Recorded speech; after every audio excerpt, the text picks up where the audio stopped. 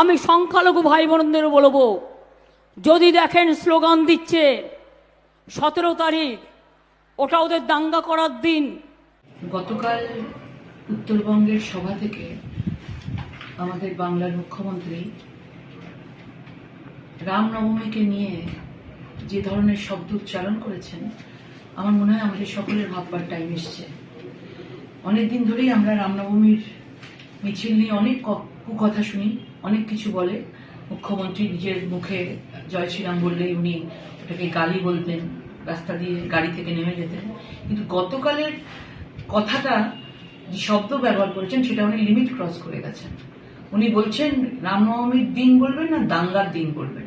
মানে আমাদের জয় শ্রীরাম এবং শ্রী রামচন্দ্রকে নিয়ে যে রামনবমী আমরা সকলে হিন্দু সনাতনীরা যারা রামনবমী পালন করবার জন্য নিজেদের প্রত্যেকের বাড়িতে, প্রত্যেকের সমাজে বিভিন্ন জায়গায় যে রামনবমী পালন হচ্ছে, সেটাকে উনি অপমান করছেন। তার মানেটা কি?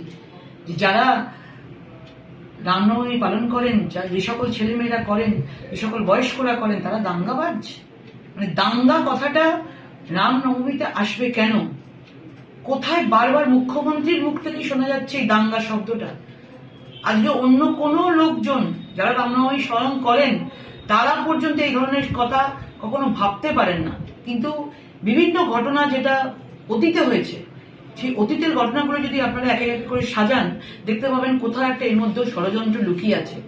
যে আগামীকাল যে রামনবমী আছে, তার জন্য দাঙ্গা শব্দটাকে ইউজ করে মানুষের মধ্যে একটা হিংসা ছড়ানোর চেষ্টা করা হচ্ছে।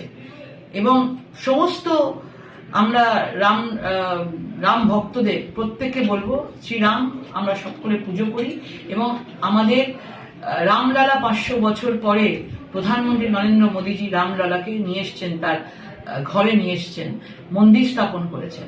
এবারে রামনবমী আরো বেশি করে উদযাপিত হবে, সবাই বেশি করে উদযাপন করবে। এই মুখ্যমন্ত্রীর এই কুকথাতে কেউ নজর দেবেন না এবং সবাই সতর্ক থাকবেন। এবং মুখ্যমন্ত্রীর এই শব্দ